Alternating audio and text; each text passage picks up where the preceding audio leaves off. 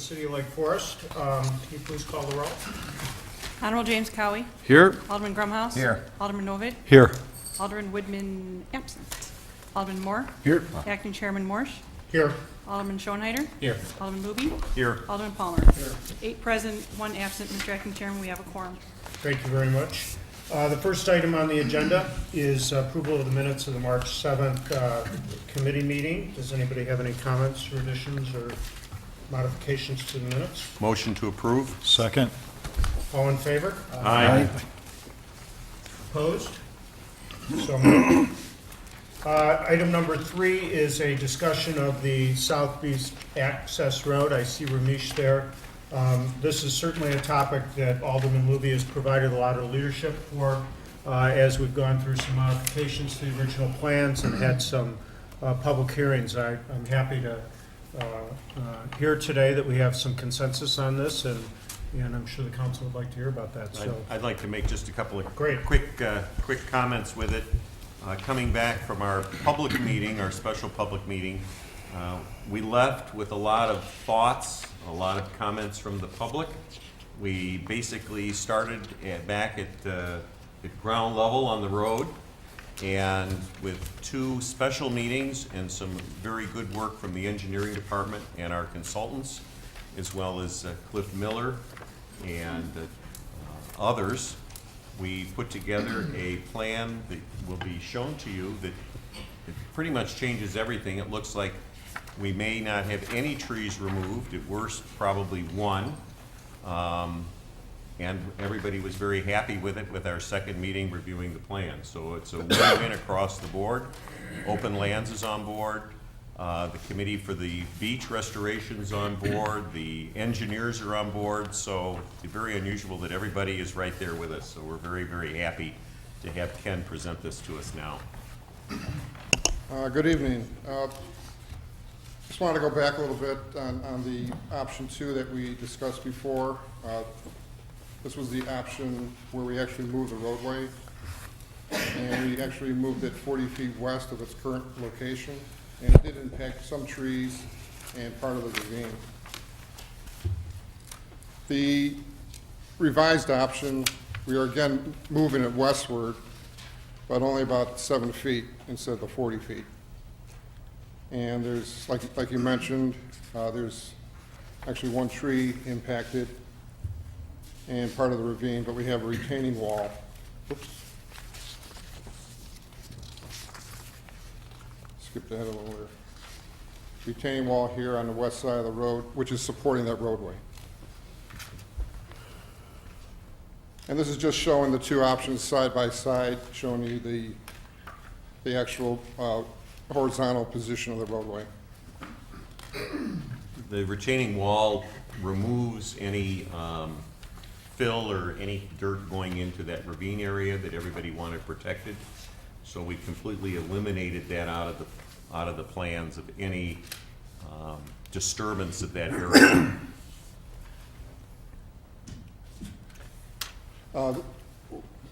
This actually is the plan view of that relocation. It's similar to the other one that you just looked at, but it shows the retaining wall here and the tiebacks. And this is a cross section. On the left side is the bluff side, right side is the ravine side, and again shows the, oops, gotta get my glasses back. That's what the retaining wall will look like. Yeah, this is the retaining wall. And instead of sheet piling, we're looking at a precast concrete wall that we wanted to put in that would have a stone finish to it. This will look like the bridge on Wesley, yeah, as well as Old Mill, or Yeah, Old Elm. the Old Elm Bridge as well Old as Elm Wesley, Bridge. and we have a retaining wall also on Sheridan Road. That's similar to this.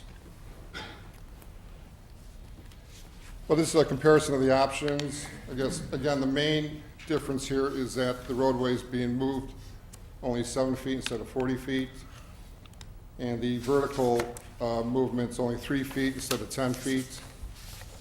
A lot less tree removal, actually less than 10 trees will be impacted, whereas the original option 2 had 87. Much less ravine encroachment, 5% compared to 30%. And there'll be about approximately 1,000 cubic yards that would have to be hauled off-site. And under the original option, we had all that being placed in the ravine. And the costs are basically the same under both options. Why is the cost the same? I would think the new option would be more expensive. Well, it's offset by, there's a lot more material that has to be removed and moved around on-site under the original, and a lot more tree removal. So those costs kind of balance out. And that putting in that wall is not really expensive? It's expensive, but again, we're not having to move a lot of the material around. Not in relationship to trucking all the dirt out, so it's almost a wash. Well, but we weren't gonna truck the dirt out on original option two. Well, or putting a lot of the fill in and shifting the whole road. With this plan, we don't even have to have the power line from Commonwealth Edison moved and things, so there's a lot of advantages to this plan as a cost saving. Yeah, under the original option two, we were lowering that road 10 feet, so there was a lot more excavated material that we were handling. And that, again, was being put into the ravine. So we were very happy looking at the cost factor to be able to do this and have such a small impact on the area. And the timeline on this project, we'd like to start design or continue on with design this month and have it ready for bid this July and get this underway right after Labor Day and have it completed in December. Is the we timing, figured- sorry, Have we figured out with the boaters and the rec department, I see Mary's here, anything there so that they can keep boating down there, or? As long as we're starting right after Labor Day, that's kind of what we've been expressing to the voters. We'll be working with them as far as options to get them. And like if they left their boat down there, their concern was having something at which they could move their trailer in and out with since they can't use their car. Correct, we're looking at that. There's some of the voters we've talked to aren't real comfortable with that because of the challenges and the liabilities. We can't, cover them if their boat is left on the site with no supervision after hours and that kind of thing. So a lot of the voters are not very comfortable with the concept of leaving their boat, even if it means they could get it in and out of the water. Others seem to be okay with that, so we're just starting to have some of that dialogue now. Okay, So- good. a question on the timing of the trucking with the Lake Road work, is it, Okay. the coordination, hopefully the fill will be hauled out before the roads are finished up on top? Well, actually, Lake Road's gonna be done first, everything but the final lift or the surface course. So they'll be driving on the binder and base course, which Is that a problem, or? no, it shouldn't be a problem at all. How long will the binder on Lake Road sit with just the first surface on it before? We'll have that done by September, so about 3 months. And is that a problem or unsightly, or? No, just, And just we for- would have to make sure it's clean before the final And surface. for cost reasons, we just don't wanna, or we don't wanna put it down because of all the construction coming in? Okay. Yeah. And, December 2nd is cutting it a little bit close, especially given the weather feels like we've been having the last 3, 4, 5, 6 seasons. I mean, Yeah. if it starts to freeze early or snow early, are we gonna have issues with that? I think we're very generous with the 3 months, actually, so we'll take a look at that, and we'll put it in the specifications, maybe take a month off, and just make it 8 weeks total. Okay. Alderman Grumhouse, Ken will be retired then. I know, I was looking at Ramesh. He's just mouthing the words. Okay. Don't worry about it, right? If there's any other questions, Well, it looks like a great compromise and solution, and I know, staff and certainly Alderman Libby and the Public Works Committee spent a lot of time on this. I know there were a lot of questions in the first ward, and fortunately Alderman Nova handled most of them from our side. But it seems like a really great compromise, and it's, hard to believe that everyone was able to get in a room and reach something that everyone seems happy with, but that's, obviously the ideal solution. So, great work. It worked. Thanks, Ken. okay. No other questions on South Beach? If not, we'll move on to the next agenda item, which is the discussion of the Housing Trust Agreement. You'll see that that is attached to your regular meeting agenda. As we mentioned at the last meeting, last city council meeting, where we went over in detail the financial aspects of this plan. We had a draft agreement at that point, which was not really a draft agreement for Lake Forest. It was an agreement based on the program as it had been implemented elsewhere. And Vic has reviewed the agreement and provided a draft here in front of you. It's probably not the absolute final draft, am I safe to say, Vic? And perhaps you might want to give a little update to council on what you've prepared here and what you believe the next step will be, because I think there are perhaps maybe a couple questions from some council members. Yes, thank you, Alderman Warsh and members of the council. What you have before you, I think, is substantially where we will end up with this. The agreement, if you've actually looked at the changes, was more in the nature of some cleanup and some clarifications on some of the logistics of effecting the pilot program. We did receive some comments back from the CPAH about trying to tweak some of the logistics a little bit further. And I think conceptually we're there, but we haven't gotten down to the precise items on that. I think that all of them are, I would almost treat them more in the form of implementation than anything else, but we should have them reflected a little more clearly in the document. The recommendation that I and I believe staff are offering to the council for tonight and to the committee at this time would be that you would recommend it's for approval in substantially the form, and then have the city manager and our office work to get the final I's dotted and T's crossed when it's appropriate. The document, just so you know, is not materially different either from the description that you heard at the last council meeting, nor how it's been implemented in Highland Park. And so I think we have both a clear understanding as to how it's going to be going forward from what was the presentation last time, and the track record to look upon as far as the effectiveness of that means for accomplishing the end. If there are any questions, I'll be happy to try to answer them. Thanks. So I know if some of you have looked at this and have questions and want to raise them, it'd be appropriate now to do that with Vic, and he can make sure he's tracking any comments so that those can be incorporated into the documents as we get that final. I had a couple questions. Yep. We referenced Exhibit A, project summary here. I assume that hasn't been drafted yet, or I just didn't get a copy of it.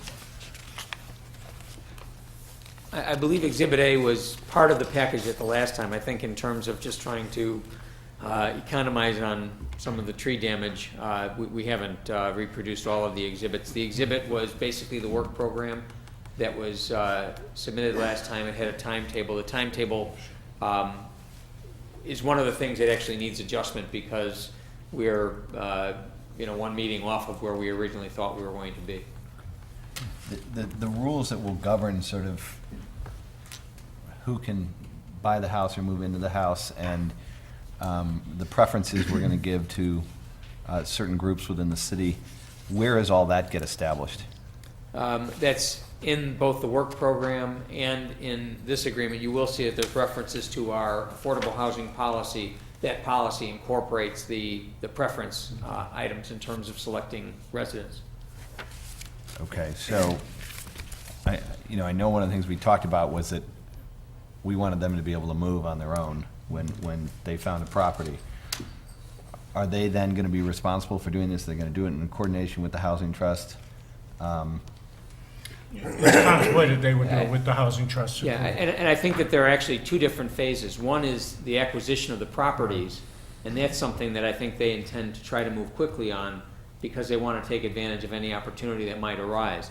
The second is actually the sale of those properties then to an ultimate resident, and that's where our criteria come into play as far as selection. The selection won't be relevant for the selection of the homes themselves. They will be relevant for the selection of the occupants. Well, but they may want to be a little selective in that, right? I mean, if depending on what we're targeting, if we want to do one for seniors, and I realize this may not be a senior, but you know, you're not gonna buy a 4-bedroom house, and if you're targeting families, you're not gonna buy a 1-bedroom house. So it feels like that selection needs to be, you know, somewhat discussed before they figure out what they're going after. Now, Yeah, again. the document does provide that there's going to be consultation with the Housing Trust, and I'm sorry, I misunderstood your question a little bit. Okay, As to the selection of the homes themselves, that's supposed to be done in connection with or in consultation with the Housing Trust Fund Board. And they're going to be the ones on behalf of the city who are going to be helping to guide those choices. With respect to our selection criteria of residents, that's something that is incorporated into the document based on our affordable housing policy. and the 150,000 that's contemplated here, that's purely for acquisition? Because I know we're also gonna be making a donation to them. Is it, There's a fee of $25,000. in and is that addition. covered in this agreement, or that'll be covered elsewhere, or? The fee is covered, and the And I total maybe I amount, missed I it. believe, is both the fee and the contribution for the grant. Okay, so the 100, I thought it was 175 is what we talked. It doesn't seem, David, not to interrupt, but I mean, it doesn't seem like then this work program piece should be a part of this document that we have one more cut at. It seems like there's a lot of those pieces in here, like, there's some particular spots in here about what happens if the property's not maintained, you know, what happens to it, how it's enforced. I mentioned to Tom, the work program that was included last time had more kind of meat and potatoes on that. And I think it'd be more appropriate to kind of bring those back together again so we could review that whole thing one more time. Just, That's certainly the Yeah. prerogative of I the mean, council. Again, could- that document, I would note, that document and the other exhibits have not changed materially from what you last saw. And that's why it was the call not to reproduce them for purposes of the packet tonight. but I guess, you know, the question, David mentioned the question about the criteria. I don't think I'm still clear on what the criteria is.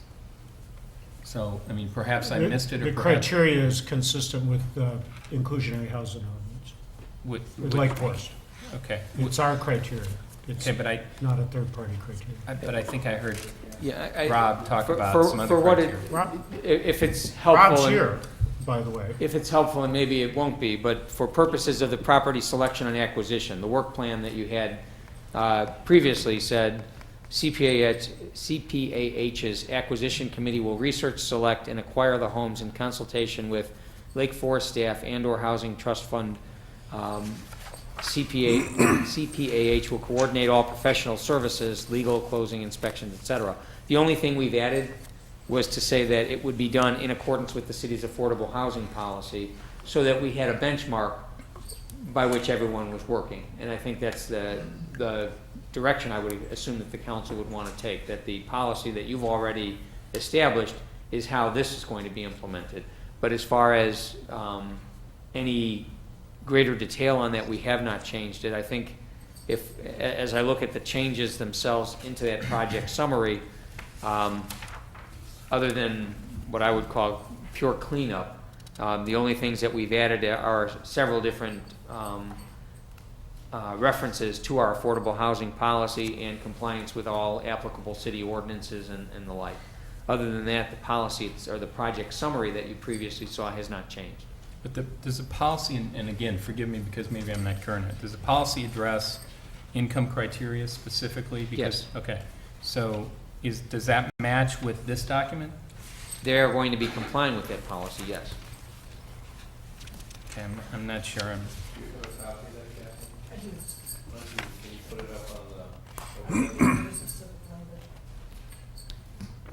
I have a black one if that makes it easier, Ken.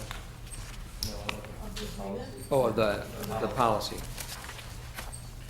And Victor, what, in the perchance the episode of the default, we've got specific performance, but is that satisfactory in your mind? And Yeah, there are a number of belts and suspenders here as far as the documents go. And again, all of these were included in the last month's packet, and again, we did not include them again only because the changes have been really more in the nature of cleanup. But we do have, and we will have recorded against the property, covenants, mortgage interests, and I would say it's going to be a ground lease if it's a single-family home as opposed to a condominium. Those documents will provide the protections both to, A, keep the property used for affordable dwellings, and B, provide for recovery upon sale or other conveyance if not in compliance with the standards. And that recovery by CPAH or by the city? It would be by CPAH originally, and then we have in this agreement a further agreement or a further obligation on the part of CPAH to perform consistent with our plan, and if not, then we have a right for reimbursement of our grant. Okay. So we wouldn't actually get in the chain of title, but we would have the money that we contributed to reimburse? Right. Okay. Yeah, at that point of trying to retake the property, I think that actually is a problem we would not want to assume. We'd rather just have the recovery of the funds. Agree. Vic, another question as a follow-up to Alderman Schoenheider's. On page 14, paragraph D, right underneath your blue line there, it says to make available for purchase by low-income and moderate-income households. Now, again, I think that type of verbiage, how does that correspond to our criteria? And should it be our criteria instead of those terms? Again, I think one should read that in the context of our affordable housing policy. Our affordable housing policy has those same standards which are tied into the HUD standards, and I think that's where that would be applicable. All right, and I say that not so much for this council, but for the public, whoever else may walk in and see that and say, oh, wait a minute, what are they doing here? And so that's why, those types of things, I think there may be some room for clarity, certainly in the language here that would designate exactly what we're referring to.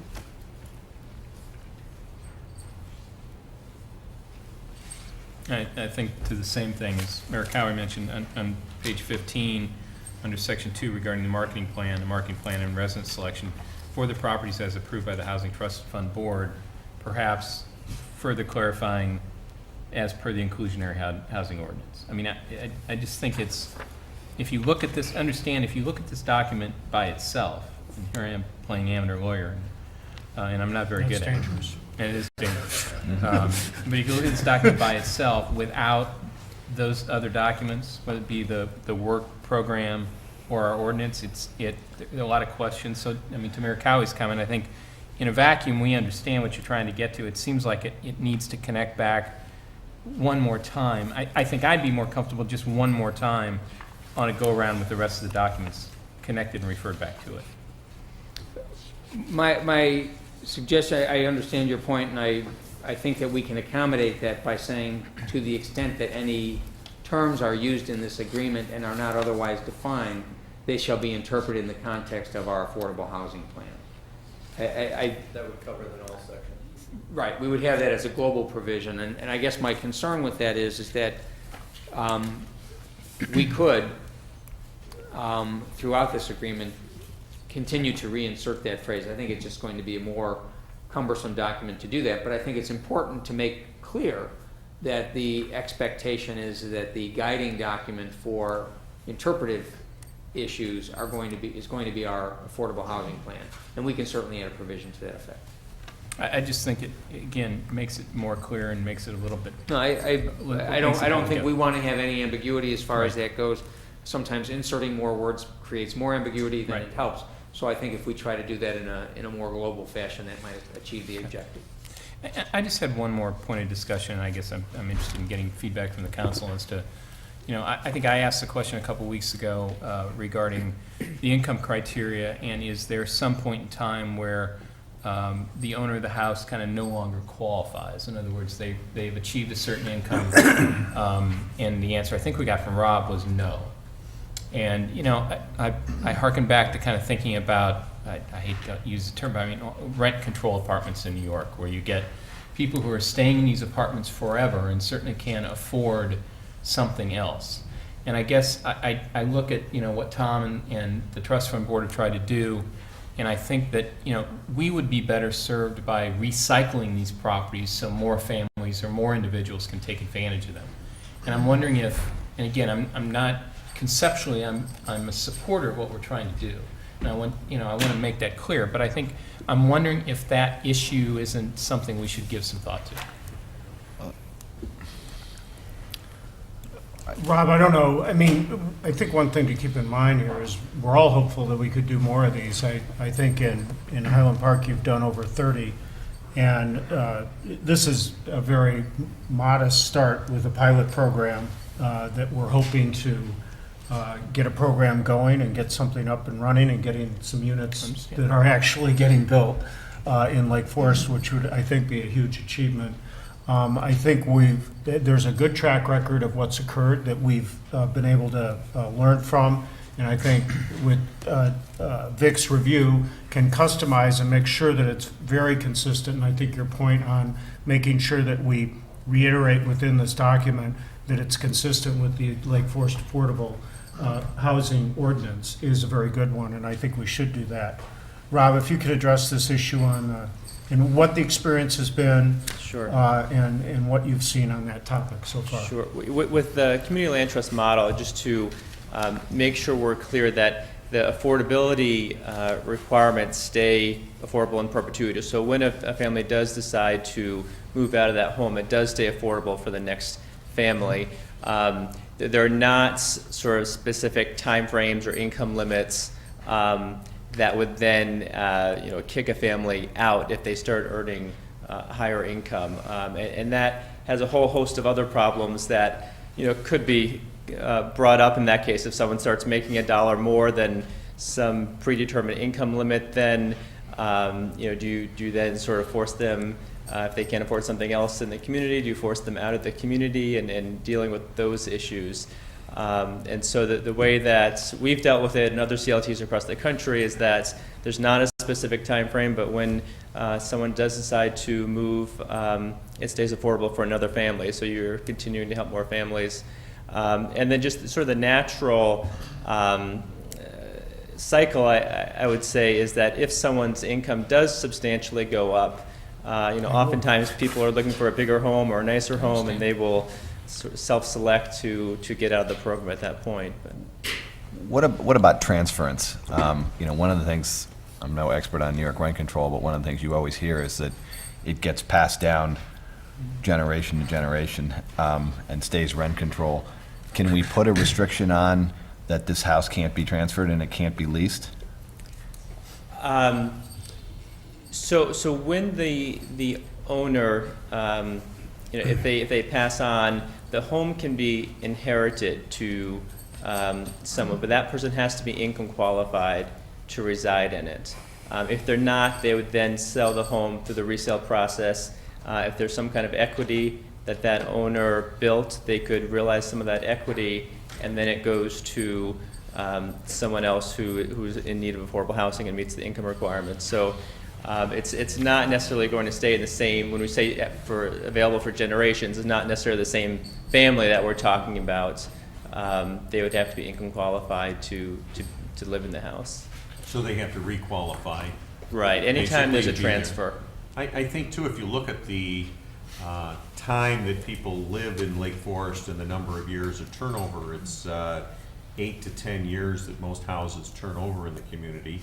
And if you are making more money, and you're certainly not going to put a lot of improvements into the house and upgrade it if you're going to have a limited return on your investment. But So- I guess I worry about, passing it on to kids who are Well, they'd have in to, college who don't have an income, don't have any income. I mean, then they couldn't afford to live there. They don't have any income. well, They would qualify to live And would they there, right? want to? If they're an out of town or that somebody lives somewhere else, all I know they is, could move back, and then you'd be, if they fit into the economic level, then they. be All- officially okay. All I know is you've read of incredible abuses in New York City, and I know this isn't the same thing, but, and what about leasing? Are they allowed to lease it? They're No. not. They Okay. have to be occupied. Okay. Is there any way just to put in a maximum cap where if someone does achieve a certain income level? Because at least, throwing out classic examples is divorced person moves in with family, divorced person gets remarried, spouse now exceeds the maximum grossly, and you're obviously abusing the system. I mean, if there was a certain maximum income level where there was some recapture, it would make some sense, so we could at least push it back into the system. So if there is abuse, then we have a remedy. And it could be very high, or it could be graduated, but at least it would avoid the scenario that I think Don's getting into, where, you have someone who's grossly above the minimum, or the maximum earning ability. I mean, It could be done. The problem is then if you set those benchmarks, if someone triggers them for 1 year, or someone gets there's a lot of different things that can trigger it. I think you may have people who move in here and, they could be in 5 years and their income goes left and they're in it for another 10 or 15 years. Now, we'd like to see it recycle. That worries me less than just having someone tie up a house for 40 years because they find ways to move it around. I know there's affordable housing. A friend of mine who lived in Telluride for a while, he had worked there. They had affordable housing for employees for a different purpose because of the nature of the real estate value there. And they had 7 years. And it was the same thing. They were given a 3% per year appreciation, and they chose to move before to get into the real estate market to own a house. But they were just given 7 years.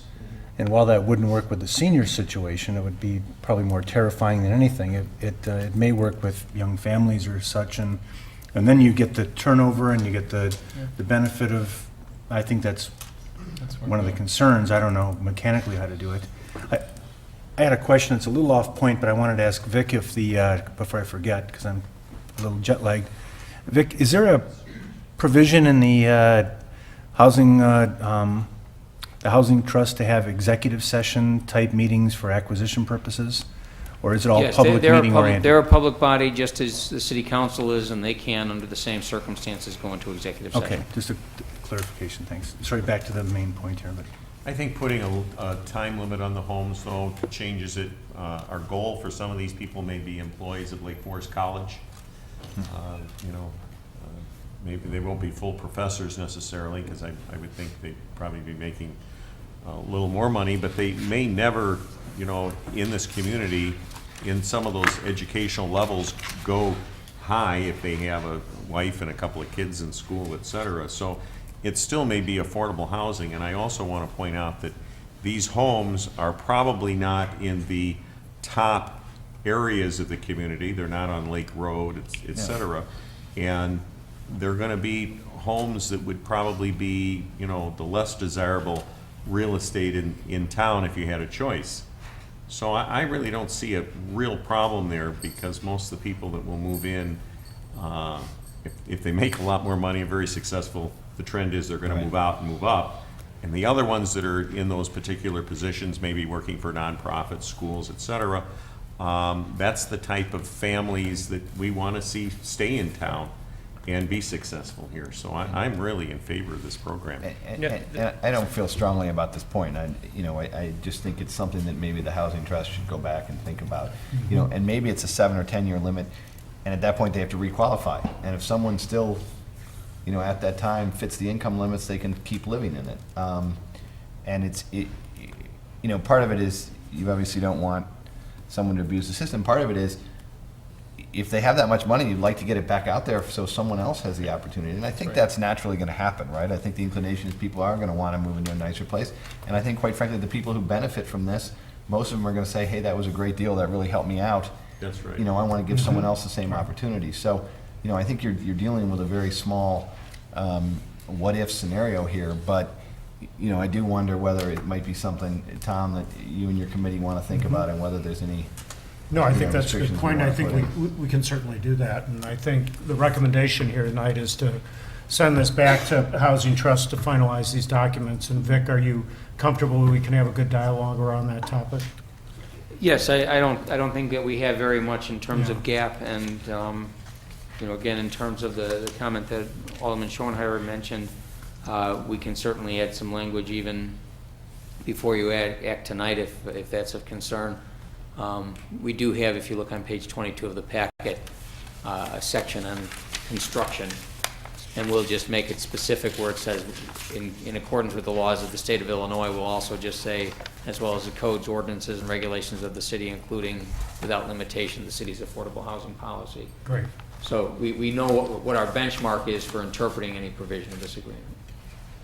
And remember, this is, again, I don't mean to repeat myself to say this is a pilot and we're getting started, but, you know, this is, again, taking houses that are likely going to be vacant, dilapidated, uninvested in, and making an investment. We're leveraging the city's funds with other funds and getting really a win-win out of this situation. And I think obviously because it's a start, the Housing Trust is going to be, you know, very careful about making sure that some of these topics get fully vetted here before we move forward. What's the George Bush part in there? Just one, just, The rules against perpetuities is measured usually against royalty, which we don't have here. So it's usually measured against the president, and we can certainly have George W. Bush or any former or current president of the United States, which I would suggest that we will change you know, it one to. of the controlling, I'd say, I mean, one of the controlling reasons when people buy houses, at least until recently, was that they'd actually get a return on their investment. And that's very limited here within these documents on people moving in these houses. I mean, the mechanism by which they remain affordable is such that if you're an owner of this house, your desire to stay there and earn money off of that investment is not going to play out. So that's a pretty fundamental incentive that once you earn more, and if you feel compelled to want to invest in real estate, you're certainly not going to stay in this house. But not everyone will always feel that way, Tom. Right. So again, They may the not. idea of trying to recycle. I think the risk here some of is that these if there back. is one abuse, the continuation of this program in 15 years, if somebody's lived there and they're making a lot of money and it's a clear abuse, I think the program would suffer. I don't think it's Yeah, as much a problem of one house. I think it's the program itself would suffer in the public's eye just because it wouldn't be equitable. I just had two more questions, and one, Rob, for you. Help me understand the process when you go out and put construction financing on the house so you can do the improvements. Then how does that translate into permanent financing, and who makes a decision about who gets the permanent financing and what that permanent financing structure is?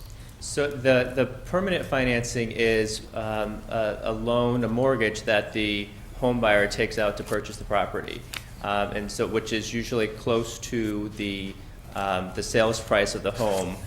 They also get help with first-time home buyer down payment assistance. They get 10% in down payment assistance.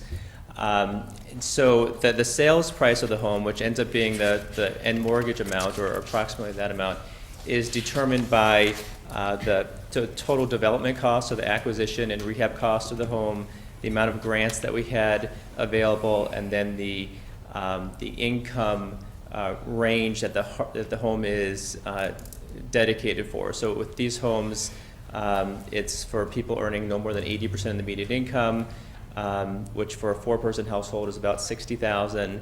And so what would be considered affordable is, depending on interest rates and down payment, usually in the 175 to 180 range, something like that. And there are 4 lenders that we work with to do permanent financing for home buyers. And home buyers can actually use any other lender that they desire, but the 4 lenders that we work with waive private mortgage insurance, which saves the home buyer $100, $125 a month. And then they're also very familiar with the ground lease model and how that works, and just makes the whole process go a lot smoother. Mike, where I was going with it, Rob, so you understand, is the concern I had is if the home buyer goes out and decides to put let's say a 1-year adjustable or a 3-year adjustable arm, which in turn, in 36 months, if the rates have gone up dramatically and then they're no longer able to support the mortgage, I mean, is there credit counseling? How do you do that? Yeah, it has to be a permitted mortgage. It has to be a 30-year fixed rate mortgage. Okay. There are other clauses that have to be in the mortgage. Okay. Yeah. And then just one more clarification on my part, Vic, under Section 10, subsection F, when talking about, again, the idea that if the property is not developed or maintained at all times in compliance with the agreement, the then owner of that portion of the property should be required to reimburse the housing. You've got housing commission in an amount equal to the pro rata share of the grant. How is that determined and how is that enforced? There would be, again, we don't have the form agreement on that currently in place, and in fact, this is one of the points that HPAC said that they want to explore a little different approach just from a logistics perspective. Typically, what you would have would be fairly detailed but still somewhat qualitative standards for maintenance. If those are not satisfied, you'd have a process in which to try to resolve it with a notice and cure. If that's not done, then we would have the ability to make a put for the return of the money. Is that language going to be in the working document that will be connected back with this, or no? It will be in the either the grant reimbursement declaration itself, or if we take a different mechanism, we will incorporate it into another document. Again, just so everyone's clear, I'm supportive of the program. I mean, I think where we're going with this is terrific. There's so many questions, and I still have some pieces on this that I'd love to see. I had one more question for Vic, I guess. Vic, just explain to me real quick again how the ownership of the house and how the ownership of the ground lease works. And The CPAH would actually own the land. They would then effectively sell the house subject to a ground lease. That's the thing that keeps them in title and keeps them controlling the whole property. The individual who resides in the home would actually own it, be able to exercise all of the typical rights and enjoyments of ownership until it came to the time of sale.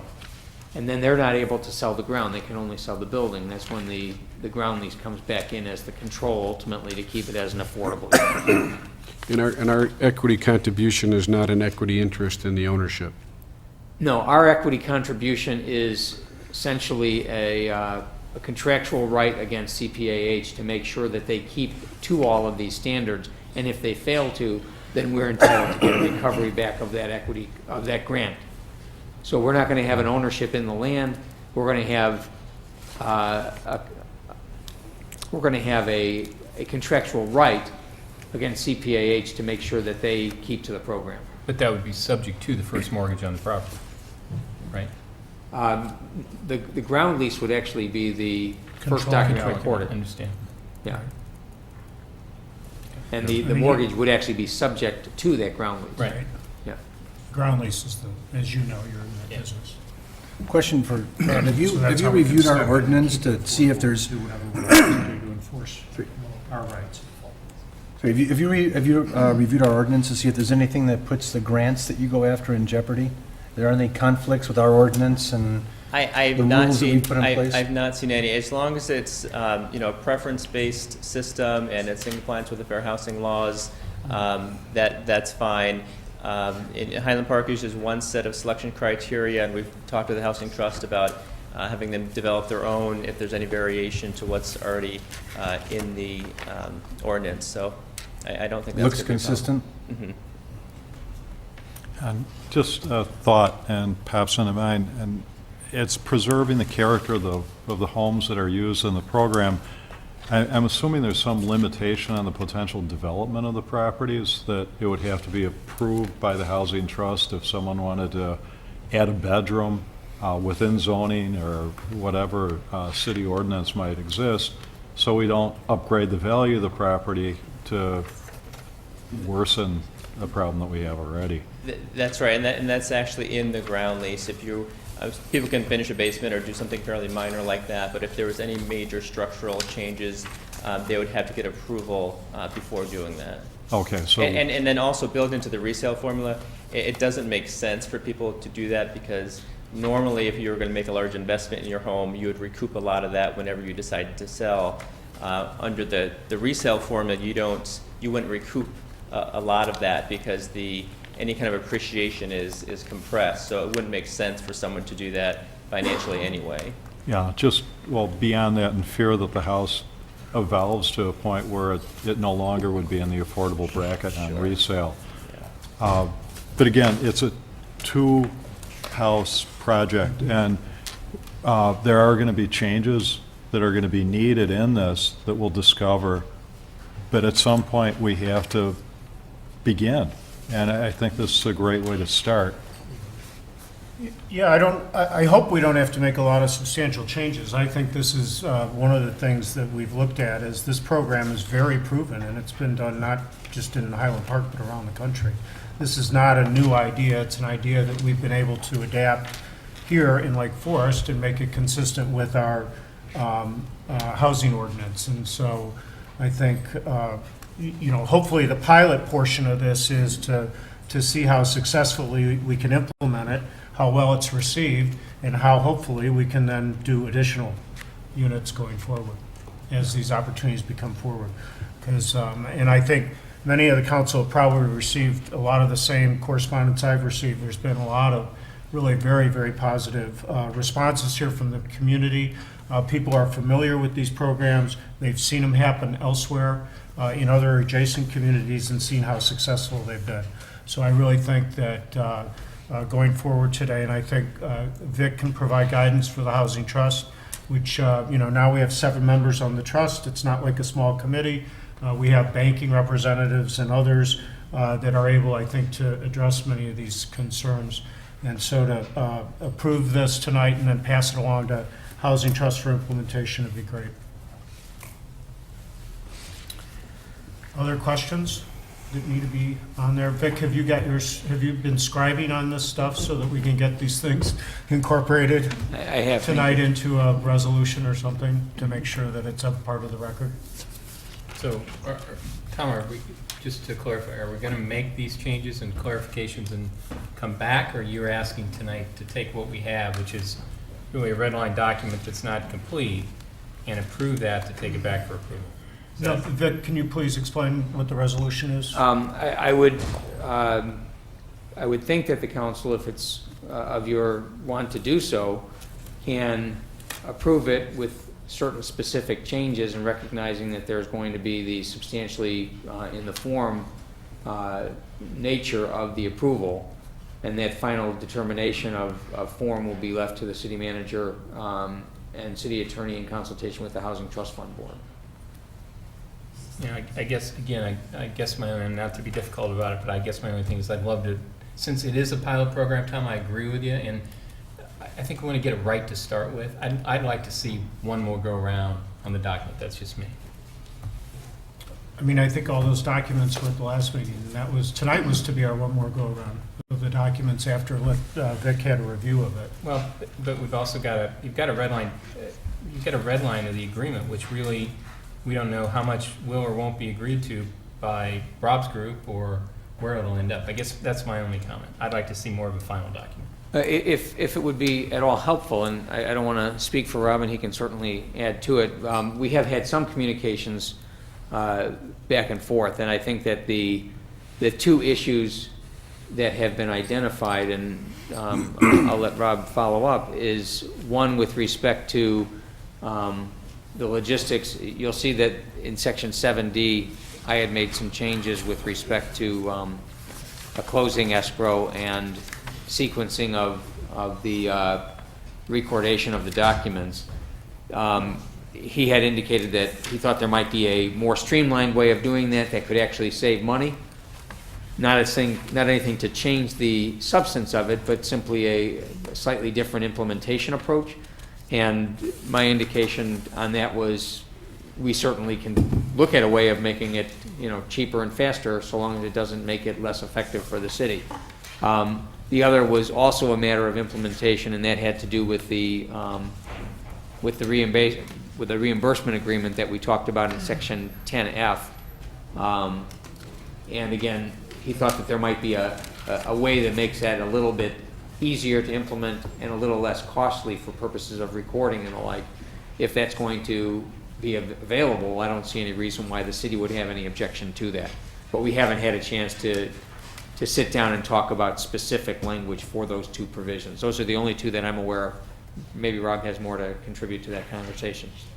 No, I did not have any other, like you said earlier, a lot of the documents are very, very similar to what's been used in Highland Park with our grant agreements there. So there's nothing there that surprised us or we seem to have any major problems with.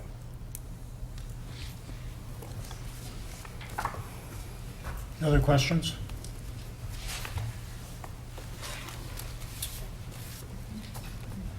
Okay, the next issue on the committee of whole agenda is other issues. Do we have any other issues, Bob or staff? Have to be brought? If there's anything on the regular We really only have 5 minutes left, so probably in preference of giving everybody a quick break here. Next item is opportunity for public comment. Anyone from the public like to comment at this point? Okay. Mr. Pasquesi, very nice to see you.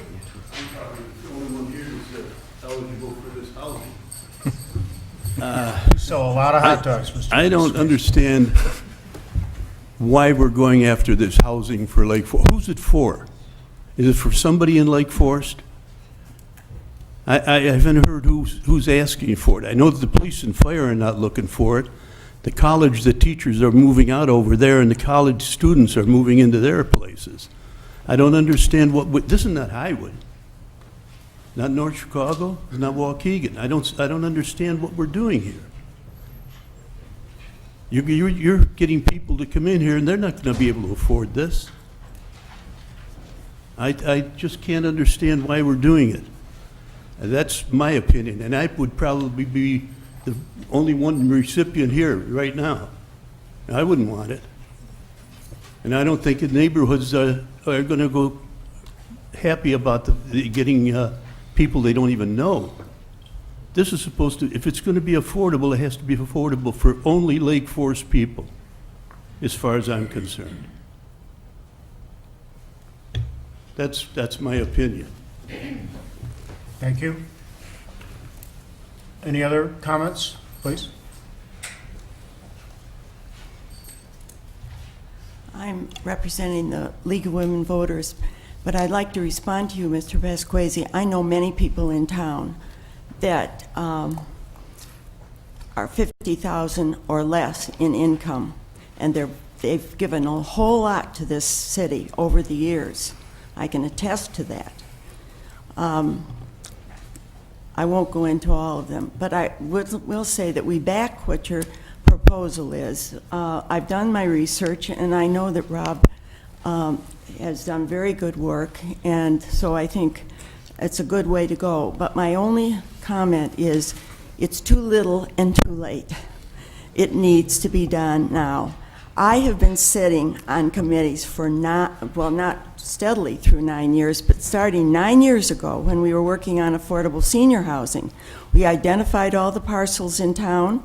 We had the college, we had the hospital, we had everybody come. The only thing that has been done since then is Tom Tropp's 5 cottages. Nothing has been done. The second thing I want to say is that we need rentals. And it's rentals for people who live here in Lake Forest. You cannot rent at Crystal Point anymore. You cannot rent at the 1301 unless you're grandfathered. I could go on and on. If you look at a map, you will see that the places that were for rent, say 20 years ago and further back, have just evaporated. So we really need this. I know you're crinkling up your forehead about this, but believe me, I do my research. And maybe I know more people than you do, of people that would be in that category.